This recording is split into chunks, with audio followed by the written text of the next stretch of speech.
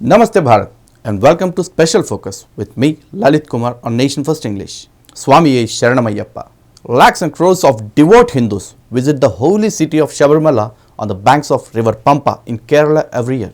Devotees who visit Sabarimala taken up very strict austerities and follow a very stringent lifestyle of brahmacharya and also vegetarianism, sleeping on the floor, performing puja twice daily and other such severe austerities, ranging from 41 days to even longer depending on their sankalpam and diksha. However, after following 41 days of strict and pious austerities, what exactly are these devotees doing there in Sabarimala? Let us discuss it in detail in today's episode. If devotees who have undertaken Ayyappa Deeksha come across a dead body's procession being carried on the streets, these Ayyappa Swamis are Deeksha bound to take a ceremonial bath, perform Aarti and Puja, then only partake their meals. The rules of Ayyappa Deeksha are clearly laid out by Guru Swamis or senior Ayyappa Deeksha devotees. These rules of Ayyappa Deeksha are followed very strictly by all devotees from the commencement to until they reach Sabarimala and conclude their Deeksha after they have the darshan of Ayyappa Swami. As a Guru Swami myself, I have a question for all Ayyappa Swamis who have undertaken Deeksha this year.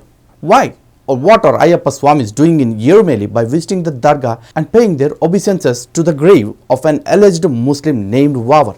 Of course, asking this question might hurt a lot of sentiments, but I request you to please hear me out. Maybe those who are plagued by a disease called secularism, where their brain, bloodstream and body is infected by a bad case of extreme secularism. Please do watch the complete video before jumping to any conclusions. Even after watching this video, if your opinion remains the same, it's your individual freedom and discretion.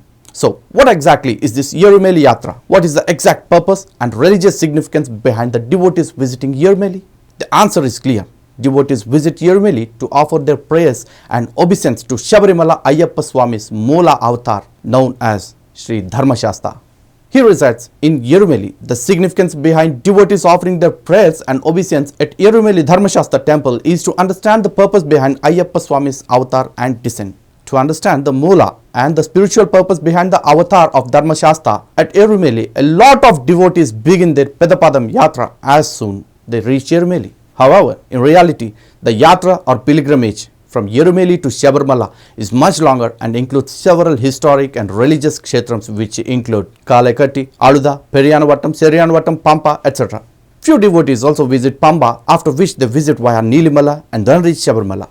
Few devotees also visit the Jyoti and have darshan of Kantimala Swami as well, which is appreciable. But in between this entire pious and holy Sabarimala route, who is this Wavar? What is the Dargah or mosque or whatever it is called? Was Wavar Swami really a Muslim? Who was Wavar Swami? I'll try to decipher these points today in this video. Who lives in a Dargah or mosque? Only someone who ascribes to the Muslim faith. Why do devotees who visit Yerumeli pay obeisance to Wavar Swami and play Pete Tulli on their way there? Why do Ayyappa devotees perform Pete Tulli, a ritual dance, while on the way to Yerumeli? Also, a few devotees also perform a ritual named Pete Kombu, in which food is tied to a kavadi. Ayyappa devotees who traverse this journey as Ayyappa Swamis in black clothes change their attire at Yerumeli and adorn leaves, grass skirts and horns on their heads like tribals during this ritual. Have anyone ever seen such rituals being part of an Islamic ceremony? Is dancing and singing, offering prasadam even allowed in Islam? None of these rituals are remotely related to Islam. In reality, the truth about Wavar Swami was that he was a tribal Girijan. Wavar Swami was the tribal who greeted and welcomed Ayyappa Swami to Sabarimala with utmost bhakti and offered him food and refreshments there. This ritual is continued with utmost devotion to till date in remembrance of Wavar Swami's bhakti. This is certainly not because he is Wavar Khan performed these rituals and we commemorate Wavar Khan by reenacting these rituals in one of the biggest lies being spread by a few breaking India forces. So, whose grave is located inside the Dargah or mosque in Yerumeli? This is a question that crosses everyone's mind. If we keep all these pressing questions aside, one thing is very clear and evident, that Wavar Swami was not and is not a Muslim. There is a big difference between altogether denying the existence of Wavar Swami and vehemently denying that he was a Muslim. Please make a note of this historically.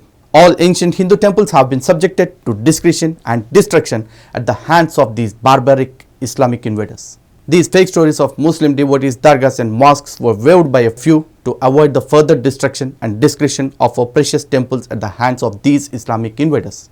Besides these, Kerala communists further did their best to peddle these lies regarding Vavar Swami and turned him into Vavar Khan to further their vicious Kami agenda.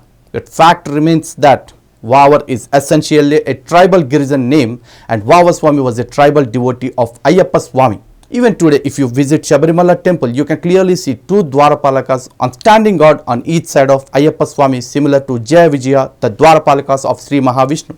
Ayyappa Swami's Dwarapalakas, who stand guard outside his sanctum sanctorium, are named Karuppa Swami and Kadutta Swami. There is absolutely no harm in having a similar vigraham of Vavar Swami in the temple, but claiming that Vavar Swami was buried in a Muslim grave is illogical and atrocious. Also, a lot of us fail to understand this simple logic that if Vavar Swami was a great devotee of Ayyappa Swami and if Vavar Swami worshipped Ayyappa Swami as a god, then how can Vavar Swami even be a Muslim in the first place?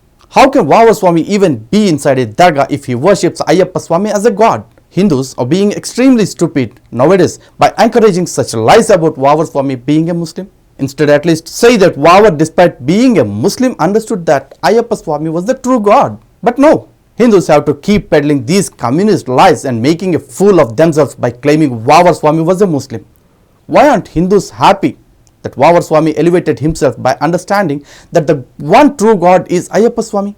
Also, some specimens are singing these ridiculous bhajans about Vavar Swami. Let's have a look. La ilaha illallah Vavar Muhammad Rasulillah La ilaha illallah Vavar Muhammad Rasulillah. The biggest mistake they are making is La ilaha illallah and Muhammad Rasulullah, which is basically translates to there is no God but Allah and the Prophet Muhammad is the Rasul or the messenger. If that's the case, then how is Vavar Swami also a messenger and why is he considering Ayyappa Swami as God? This is a common mistake being made by Hindus who don't understand the basic theology and philosophy or Islam. This phrase, La ilaha illallah Vavar Muhammad Rasulullah, makes no sense, absolutely no sense. It even goes against the basic tenets of Islam. In Islam, there is and can only be one Allah and one Prophet Muhammad, no other. So please stop making a fool by yourself by including Vavar Swami in Islam and playing this secularism card. Is it getting us Hindus nowhere? As a Hindu, you are nothing but a mushrik or an idol worshipper who commits shirk or idol worship, which is considered the worst of sins in Islam. The punishment according to Quran for all mushriks or idolaters is beheading. Any mushriks who insults the Rasul or Prophet is meant to be beheaded. Gustakhe Nabi ki ek hi saza, sar tan se juda, which means anyone who insults the Prophet should be beheaded. Anyone singing these ridiculous bhajans equating Vavar Swami to Prophet Muhammad and Allah deserves to have his head chopped off. According to the core principles of Islam, this is true. Most Guru Swamis will not even enlighten you about all these facts because they are too busy showing interest in other activities like donning orange cloths, rather than teaching or enlightening junior devotees about such pressing issues. But the importance of donning saffron or orange or kashayam cloths is to speak the truth and nothing but the truth. Unfortunately, most of the Guru Swamis are not following this path of truth and righteousness. An Ayyappa devotee who completes 18 yatras to Shabarimala should imbibe the knowledge gained through all these yatras and should develop the qualities required to be a Guru Swami. Unfortunately, this is not the case anymore. The purpose of undertaking Ayyappa Deeksha is to quit all worldly desires and not to fulfill our worldly desires. We as Ayyappa devotees need to elevate ourselves towards the path of moksha. Please understand the lakshya or the purpose behind undertaking Ayyappa Deeksha. Understand the greatness of this Deeksha. Like fools, Hindus today are taking pride that they visit a dargah or mosque on the way to Shabarimala Yatra. Will even a single Muslim accept that Vavar Swami is a Muslim or is a part of Islam? The reason being equating Allah or Prophet to any other living or dead being is considered as shirk, and annoying doing shirk is a mushrik. So Muslims are very clear about this concept and Hindus must understand this too. Muslims are so far clear that a mushrik should deserve to be beheaded. If you want to really undertake Ayyappa Deeksha and adorn the Ayyappa Mala, please do it with utmost bhakti, utmost reverence, utmost respect, utmost faith, and most importantly with utmost commitment towards the niyamas or rules. Please don't take Ayyappa Deeksha to prove yourself as a secular being. In fact, it is better not to undertake this pious Ayyappa Deeksha than taking it up for nefarious purposes. Ayyappa Swami prefers bhaktas or devotees who have utmost bhakti, and this Deeksha is not meant for show-off purpose or to prove your secularism to the world. Ayyappa Swami prefers devotees who follow and preach Dharma, and he prefers devotees who uphold the values taught by Ayyappa Swami. I again repeat, Vava Swami was not a Muslim. Even if we research this historically also, we don't find any substantial proofs or evidence in the last 2000 years to justify the existence of a Muslim in the Indian subcontinent. So please spare me this Vavar being a Muslim trope to justify your secularism. Please respect the purity and sanctity of Ayyappa Swami, Ayyappa Deeksha and Shabarimala. See you soon in another episode only on Nation First English. Jai Hind.